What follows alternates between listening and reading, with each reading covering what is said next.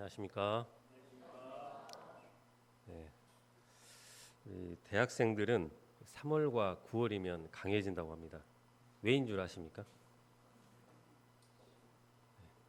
개강하니까. 개강하니까 그렇답니다. 썰렁한 개강인 것 같습니다. 지난주에 캠퍼스가 개강을 했습니다. 학생들이 전공을 잘 감당할 수 있도록 기도해 주시기 바랍니다. 말씀을 시작하겠습니다. 마가복음 13장을 우리는 종말론 강화라고 부르고 있습니다. 세상 역사의 종말에 관한 말씀입니다. 사람의 인생의 시작과 끝이 있던 것처럼 인류의 역사에도 또 시작이 있고 끝이 있습니다. 예수님은 재림의 때를 말씀하시면서 택하신 자들에게 깨어 있을 것을 요구하고 있습니다. 주의하라, 깨어 있으라고 말씀하십니다. 우리는 왜 깨어 있어야 하는 것이며 또 어떻게 사는 것이 깨어 있는 삶인 것일까요? 1절 말씀을 보십시오. 예수님과 제자들은 성전의 동쪽인 황금문을 통해 나가서 기드론 계곡을 건너서 감람산으로 향해 가고 있을 때였습니다. 이때 제자 중 하나가 성전의 아름다운 모습을 보고 예수님께 말씀을 드렸습니다. 선생님, 이 돌들이 어떠하며 또 이 건물들이 어떠하니까? 이번에 유럽 여행을 다녀오신 목자님들은 천년의 도시 프라하의 이 아름다운 건물들을 보시며 제자들처럼 이렇게 감탄을 하셨다고 합니다. 이 돌들이 어떠하며 이 건물들이 어떠합니까? 악명이 높은 히틀러조차 이 건물들을 사랑해서 폭격을 하지 않았다고 알려져 있습니다. 제자들이 보고 있는 성전은 헤롯이 BC 19년부터 착공을 해서 AD 64년에야 완공을 한 성전입니다.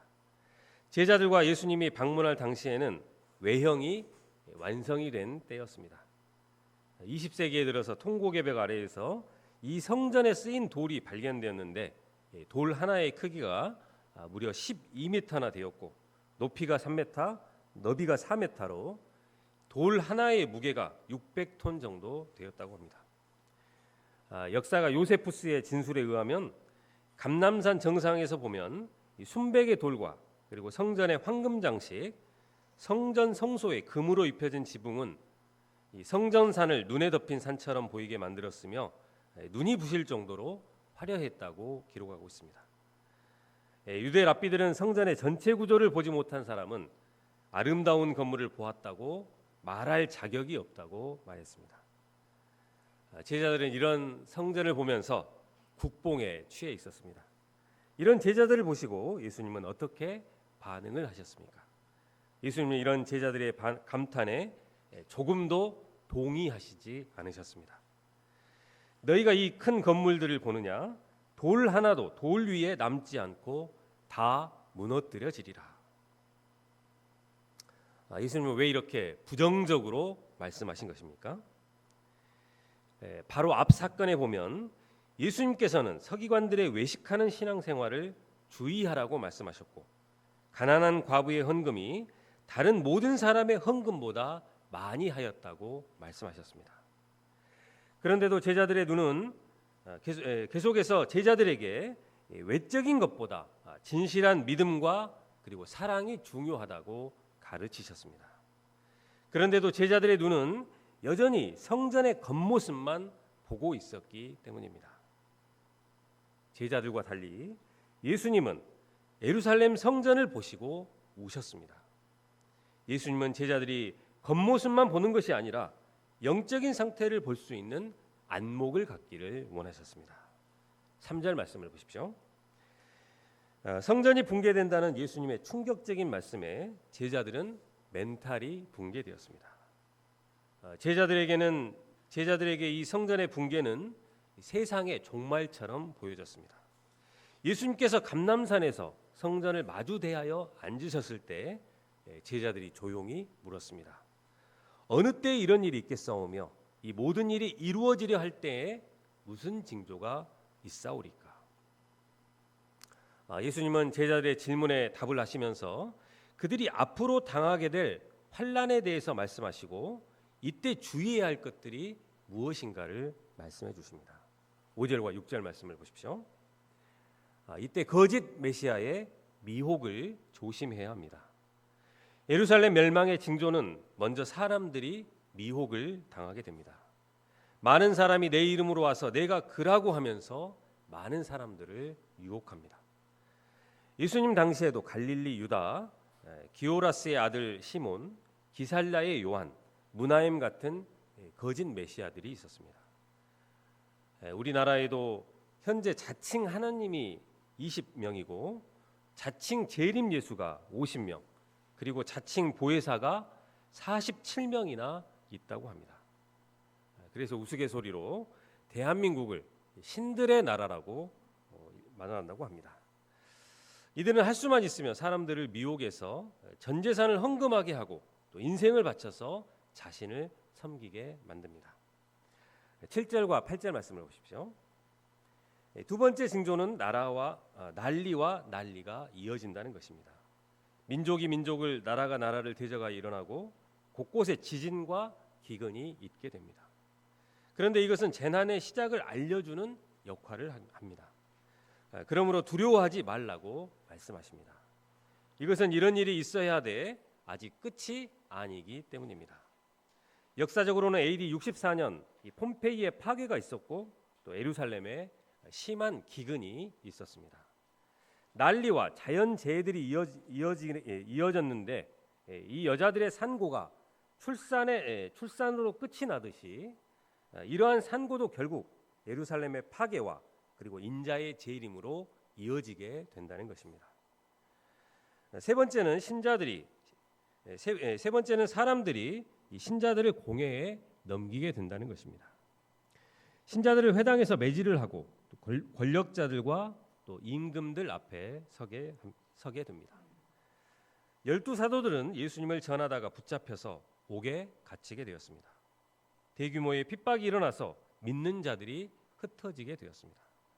그런데 하나님이 그 택하신 자들과 그리고 사랑하는 자들에게 이런 환란이 일어나도록 허락하시는 이유가 무엇입니까? 10절 말씀을 보십시오. 또 복음이 먼저 만국에 전파되어야 할 것이니라.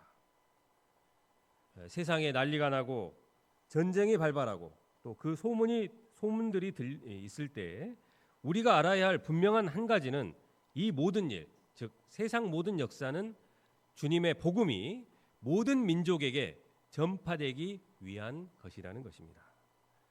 예수님은 이렇게 제자들이 박해를 받는 이유가 복음이 증거되기 위해서라고 말씀하십니다. 복음이 먼저 만국에 전파되어야 할 것입니다. 그런데 갈릴리 어부들이 공회 앞에 서게 되거나 재판장 앞에 서게 되면 무슨 말을 해야 할지 막막하게 될 것입니다. 그렇다고 해서 그들이 이를 위해서 변명할 것을 미리 연구하다가는 두려움에 사로잡히게 되고 리허설을 하며 준비한다고 해도 막상 박해를 받게 되면 다 잊어버리게 될 것입니다. 박해의 때 신자들은 자신의 생각과 그리고 경험과 능력을 의지하지 않고 기도를 통해서 성령의 도우심을 구해야 하는 것입니다. 12절 말씀을 보십시오. 앞에 박해가 가족들에게까지 확대가 됩니다.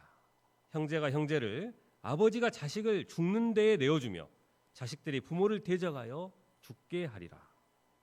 가장 믿을 수 있다고 하는 사람이 피를 나눈 가족인데 가족에게서까지 배신을 당하게 된다면 그 고통이 어떠하겠습니까? 13절 말씀을 다 함께 읽어보겠습니다. 시작.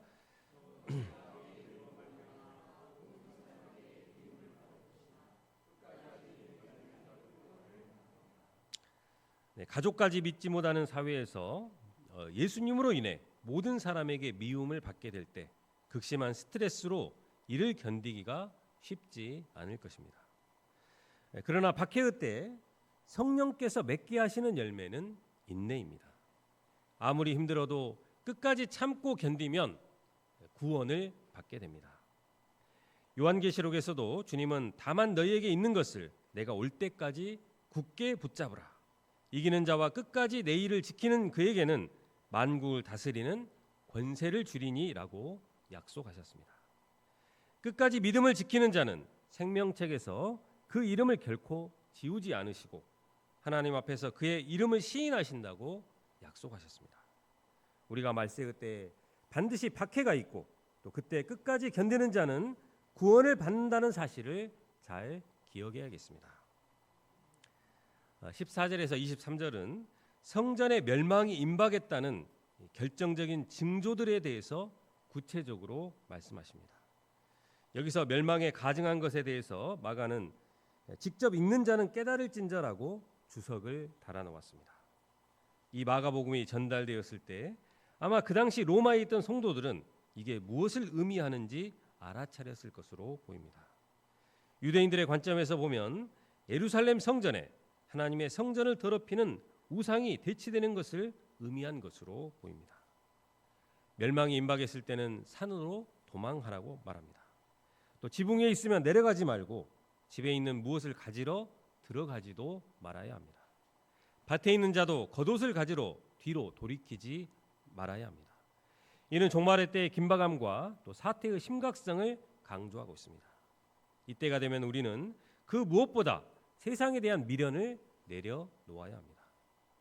실제로 그때가 가까워져 올수록 상황이 얼마나 심각하게 됩니까?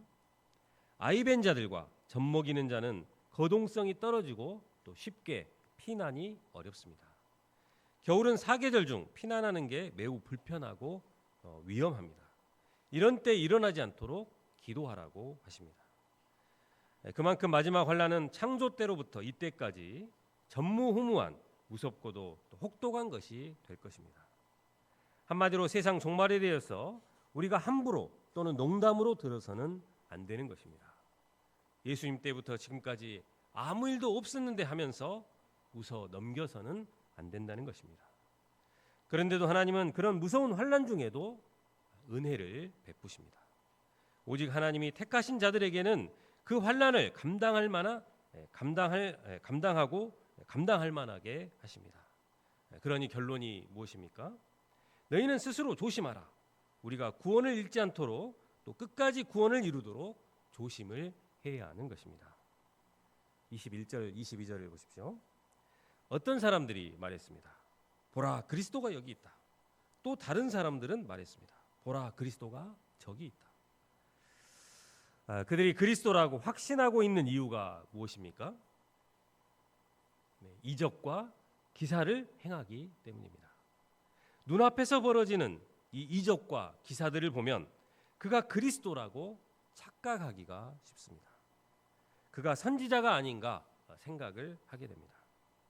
10여 년 전쯤에 큰 땡땡 교회에서 집회를 하면 많은 신자들이 우르르 달려가서 참석을 했습니다. 집회에 가면 외국에서 초청해온 선지자들이 방언을 하고 또 아픈 곳이 있는 사람들을 안수해서 치료를 해주었습니다. 그곳에서는 안진뱅이가 일어서고 암 말기 환자가 완치를 받았습니다. 또 그 사람이 안수를 해주면 입안의 아말강이 금리빨이 되어서 이렇게 나오기도 했습니다. 나중에서야 이 모두가 사기인 것으로 드러났습니다. 우리가 이런 이적과 기사에 현혹이 되면 안 되겠습니다. 그리고 신천지는 모든 것을 미리 짜놓고 수십 명이 연극을 하고선 이것이 마치 우연인 듯 한 사람을 포섭합니다. 자칫 잘못하면 깜빡 속아 넘어가기가 쉽습니다. 거짓 그리스도와 거짓 선지자들은 목적이 있습니다. 그들은 할 수만 있으면 이 택하신 자들을 미혹하려고 하는 것입니다. 예수님은 이 모든 것들을 미리 말씀해 주십니다. 그 이유는 이것을 알고 미리 조심하라는 것입니다. 예수님의 예언의 말씀은 약 40년 후에 정확하게 성취되었습니다. AD 66년 예루살렘에서는 로마에 대한 대대적인 민족 저항 운동이 일어나게 되었습니다. 이 틈을 타서 여기저기서 메시아로 자처하는 거짓 메시아들이 나타났습니다. 갈릴리 유다야들 문하햄은 자신이 진짜 왕이라고 자처하면서 대제사장을 살해하고 시몬 바르기오라는 자는 예수님이 십자가 지시기 전에 입었던 이 자주색 옷을 입고 다니면서 메시아 흉내를 내었습니다. 이렇게 유대인들의 반란이 거세지자 로마는 황제의 아들인 티투스 장군을 출격시켰습니다. 이에 유대인들은 성전은 안전하리라고 믿고 성전으로 도망을 쳤습니다. 하지만 티투스 장군은 예루살렘 성의 식량 공급로를 차단을 하였고 3년 동안 이 예루살렘 성을 포위했습니다. 예루살렘 성 안에서 포위된 유대인들은 굶주림 속에서 죽어가면서도 교파와 당파의 싸움으로 더욱 찢어져서 지옥이 따로 없었습니다. 로마 군인들은 더 이상 저항 능력을 상실했을 때 성을 공격해서 이때 110만 명의 유대인들이 굶주림과 칼에 죽게 되었고 9만 7천 명이 포로로 잡혀가게 되었습니다. 로마 군인들 사이에서는 유대인들이 이 성벽 사이에 금을 숨겨놓았다는 소문이 돌아 모든 성벽의 돌들을 무너뜨리게 됨으로써 결국 예수님의 말씀처럼 성전에 돌 하나도 돌 위에 남지 않고 다 무너지게 되었습니다. 유대 역사가인 요세푸스는 이때 예루살렘 성에서 살아남은 자로 생생하게 당시의 잔인한 역사를 기록했습니다. 현재 성벽의 일부만이 통곡의 벽으로 남아서 그 참혹함을 전해주고 있습니다. 24절부터는 예수님의 재림의 때를 말씀하십니다. 예수님의 재림의 때 무슨 일들이 일어나게 되는 것입니까? 24절과 25절을 다 함께 읽어보겠습니다. 시작.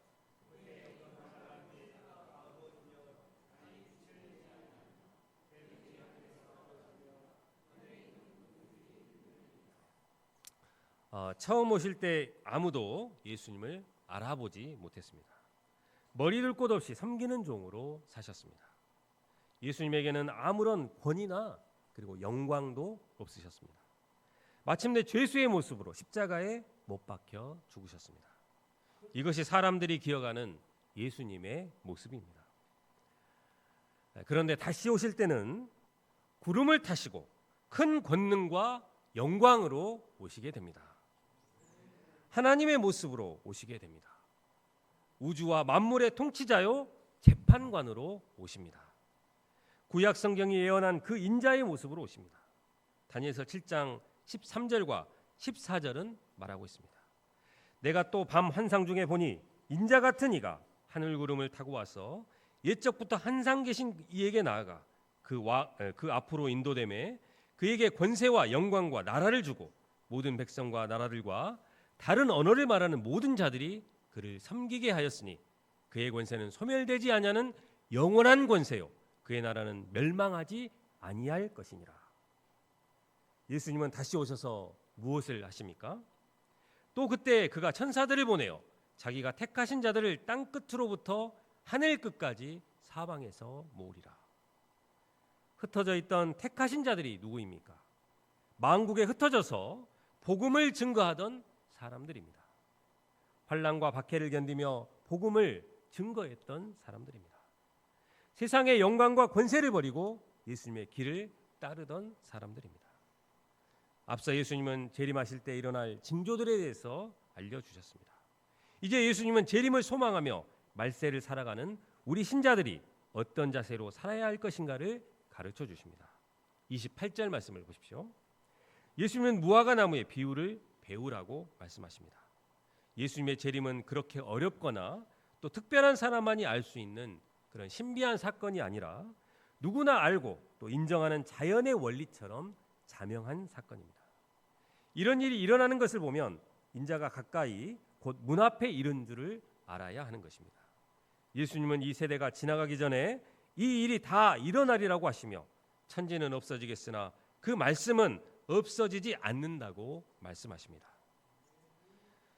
역사적으로 한 세대는 40년입니다.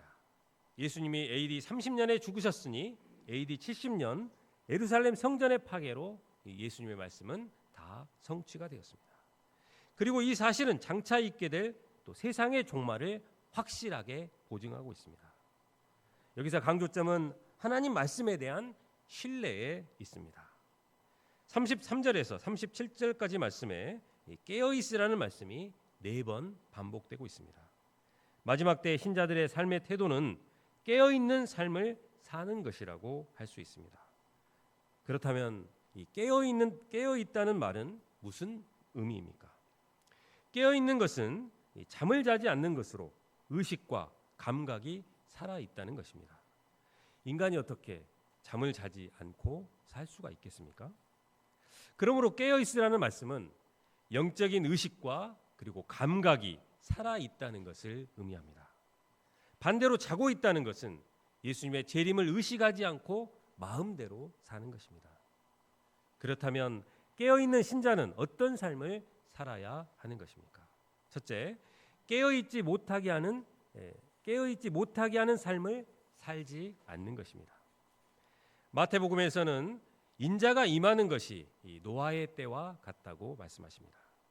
사람들이 먹고 마시고 장가들고 그리고 시집가는 그런 삶을 살고 있을 때 홍수가 나서 그들을 다 멸하기까지 그들은 깨닫지 못하였다고 했습니다. 그러니까 노아의 때 그 시절 사람들은 노아가 만들고 있는 배를 보았고 또 노아가 전하는 심판의 메시지를 들었을 것입니다. 그러나 그들은 시시각각 이 심판이 다가오고 있음에도 영적인 신경이 둔감해져서 전혀 이를 인지하지 못했습니다. 그들의 영적인 신경을 무감각하게 한 것은 다름이 아닌 먹고 마시는 삶이었습니다. 사람이 살아가는데 먹고 마시고 장가들고 시집가는 것은 당연한 이야기지만 먹고 마시는 즐거움 그리고 장가가고 시집가는 즐거움에만 파묻혀 살게 된다면 영적으로는 둔감해질 수밖에 없는 것입니다. 오늘날에는 사람들을 즐거움에 취하게 해서 신경을 마비시켜 버리는 것들로 가득합니다. 아이들이나 어른들이나 할 것 없이 모두가 스마트폰을 들고 다니며 그것이 주는 즐거움에 빠져 살게 됩니다. 온갖 재미있는 컨텐츠들로 넘쳐나게 됩니다. 아침에 일어나자마자 스마트폰에서 좋아하는 컨텐츠를 찾는 것에서부터 하루를 시작을 하게 됩니다. 그리고는 잠들 때까지 이것들을 켜놓습니다. 어떤 분은 예배 시간에도 카톡 메시지를 확인을 합니다. 말씀 공부 시간에도 또 기도 시간에도 계속해서 핸드폰을 만지작거리면서 잠시라도 떨어져 있으면 분리불안 증세를 보이기도 합니다. 어떤 조사에 의하면 우리나라의 5명 중 4명이 스마트폰 중독 위험군에 속해 있다고 합니다. 사람이 마음이 건강하지 못하면 계절의 변화를 알아차리지를 못하게 된다고 합니다. 우리가 이런 우리의 영적 신경을 마비시키는 것들을 우리가 주의해야 하겠습니다. 둘째로 맡긴 청지기의 일을 충성되이 감당하는 것입니다. 34절을 보면 주인은 종들에게 권한을 주고 각각 사물을 맡겼습니다. 그리고 문지기에게 깨어 있으라고 명하고 있습니다. 주인이 종들에게 원하는 것이 무엇일까요? 잠을 안 자고 대기하고 항상 깨어 있는 것을 원할까요? 주인이 왔을 때 맡긴 일이 잘 되어 있는 것을 원하지 않았을까요? 주인이 요구하는 이 종으로서의 깨어 있는 삶은 이 주인이 맡기신 일을 충성되게 감당하는 것입니다. 그런데 마태복음 24장 45절에는 충성되고 지혜 있는 종이 되어 주인에게 그 집 사람들을 맡아 때를 따라 양식을 나눠줄 자가 누구냐? 주인이 올 때 이렇게 하는 것을 보면 그 종이 복이 있으리라고 말씀했습니다. 주인이 우리에게 맡긴 일이 구체적으로 양식을 나눠주는 일이라고 말하고 있습니다. 우리가 이 일을 충성되이 감당하는 자들이 되기를 기도합니다. 우리가 섬기고 있는 캠퍼스에는 도움이 필요한 학생들이 많이 있습니다. 이들을 맡아서 때를 따라 양식을 나누어줄 충성된 일꾼의 삶을 사는 것이 깨어있는 종의 삶인 것입니다. 이런 삶을 살고 있을 때 주인이 오게 되면 그 종은 복이 있을 것입니다. 우리가 이 시대에 도움이 필요한 양들을 찾고 이들에게 때를 따라서 양식을 공급하는 목자의 삶을 충성되게 감당하는 자들이 되기를 기도합니다. 셋째, 매일매일 예수님이 재림하셔도 되는 삶을 사는 것입니다. 어떤 분은 주인이 언제 올지 모르는 것이 우리에게 복이라고 말했습니다. 왜냐하면 이것 때문에 늘 깨어있는 삶을 살게 되기 때문이라고 했습니다. 그런데 이분의 말을 듣고 있던 어떤 분은 화가 났습니다. 왜 그렇습니까? 날마다 깨어있는 삶을 사는 것이 쉽지가 않기 때문입니다. 주인은 어째서 자기 마음대로 이렇게 오시는 것일까요? 35절 말씀을 보십시오. 혹 저물 때일는지 밤중일는지 닭이 울 때일는지 새벽일는지 너희가 알지 못함이라. 여기 주인은 종의 프라이버시도 존중해주지 않는 것 같습니다. 그리고는 자는 것을 보지 않도록 주의하라고 말씀하십니다. 종은 참으로 어려운 극한의 직업인 것 같습니다. 올해 군부대로 형제들이 많이 갔는데 대표적으로 군대도 어려운 직업입니다. 언제 있을지 모르는 도발에 항상 대응을 할 수 있어야 하기 때문에 늘 깨어 있어야 합니다. 지난 2010년에 있었던 연평도 포격 사건 때 아무런 선전포고도 없이 개머리 해안이라고 하는 해안포 기지로부터 무차별 포격을 받아서 사망자 4명과 19명의 사상자가 발생했습니다.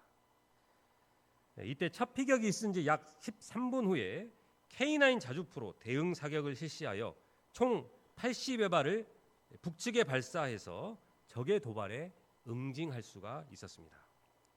언제 있을지 모르는 상황에 늘 대비하는 것이 훈련이 되어 있었기 때문에 이렇게 곧바로 대응할 수가 있었던 것입니다. 우리도 마찬가지가 아니겠습니까?